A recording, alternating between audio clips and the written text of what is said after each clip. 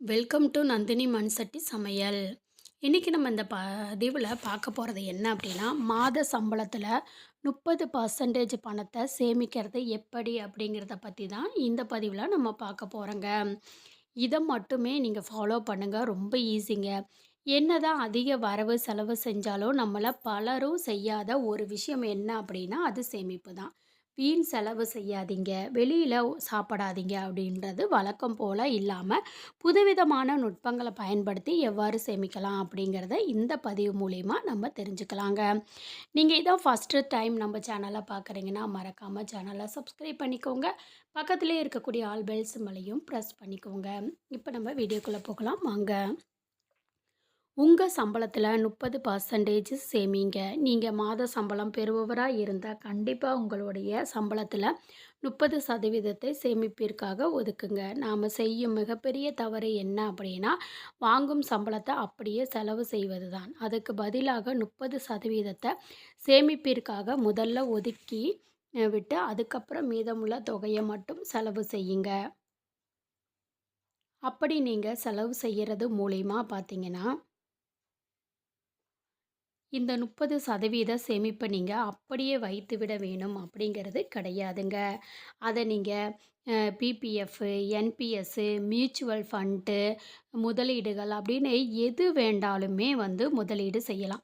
இந்த சேமிப்பை அப்படியே ஒரே ஒரு இடத்துல முதலீடு செய்யாமல் பிரித்து பிரித்து முதலீடு செய்யும்போது காலப்போக்கில் உங்களுடைய வருமானம் வளருவதற்கு வாய்ப்பு இருக்குது.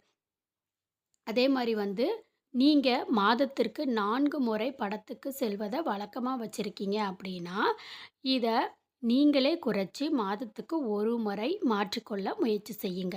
உங்ககிட்ட அதிக பணம் இருந்தால் நீங்கள் உங்கள் விருப்பத்திற்கு செல்லலாம்.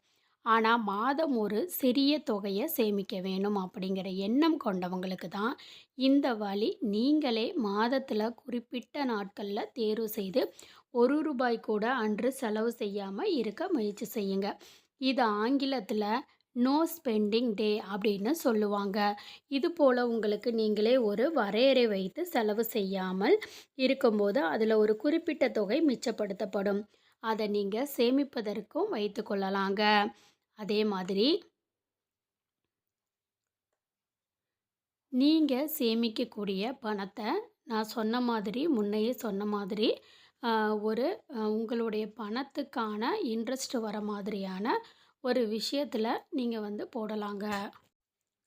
அதே மாதிரி நீங்கள் வீட்டு விசேஷங்கள் இல்லைன்னா திருமண விழாக்கள் இந்த மாதிரி முக்கியமான விசேஷங்களில் பலருமே தங்களுக்கு விருப்பப்பட்ட ஆடைகளை அணிய விரும்புகிறாங்க. இது போன்ற ஆடைகள் 10,000லேருந்து 15,000 வரை இருக்கலாம். ஒரு நாள் அணியிறதுக்காக போடுறதுக்காக அதிக பணம் கொடுத்து இந்த ட்ரெஸ்ஸை வாங்கி வைத்து அதுக்கப்புறம் அதை பீரோக்களை பூட்டி வச்சுடுவோம். ஒரு நாள் திருமணங்கள் மற்றும் விசேஷங்களுக்கு அணியும் ஆடைகளை முயன்ற அளவு வாடகைக்கு எடுத்து பயன்படுத்த முயற்சி செய்யுங்க. பலருக்கும் ட்ரெஸ்ஸில் மிச்சப்படுத்தி சேமித்து வைத்து என்ன செய்ய போகிறோம் அப்படிங்கிற கேள்வி வரலாம். சிறுதுளி பெருது வெள்ளம் அல்லவா? அந்த மாதிரி 10,000 கொடுத்து வாங்கும் ஆடையை நம்ம குறைஞ்சது 10 முறையாவது அணிந்தோம்னா வாங்கியதற்கு ஒரு மன திருப்தி கிடைத்துவிடும். ஆனால் அவ்வாறு அணியாமல் பீரோக்களில் வைப்பதில் எந்த பலனும் கிடையாது, இல்லைங்களா? புரிந்து கொள்ளுங்க அந்த விஷயத்தை. அதனால ஒரு நாள் பயன்படுத்தப்படும் பொருட்களில் வாடகைக்கு எடுப்பதே சிறந்ததுங்க. அதே மாதிரி உங்களுக்கு தேவை அப்படின்னு விருப்பம் அப்படின்னு என்ன அப்படின்னா அதை தெரிந்து கொண்டாலே இதிலிருந்து நீங்கள் ஒரு பெரிய தொகையை மிச்சப்படுத்த முடியும். நன்றாக உங்களுக்கு பசி எடுக்குது அப்படின்னு வச்சுக்கோங்களேன்.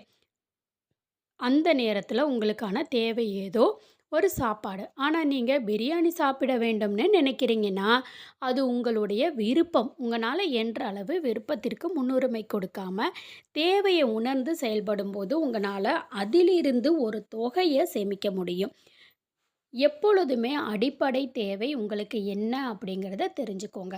அதுக்காக மட்டுமே செலவு செய்யுங்க. அப்போ தான் உங்களுடைய பணம் அப்படிங்கிறது எப்போதுமே உங்கள் கையில் இருந்துக்கிட்டே இருக்கும். எதிர்காலத்தில் எந்த சூழ்நிலைக்கும் நம்ம கடன் வாங்கவோ அல்லது எதிர்காலத்தில் எந்த சூழ்நிலைக்கும் பண பிரச்சனை ஏற்படுறதோ இருக்கவே இருக்காது.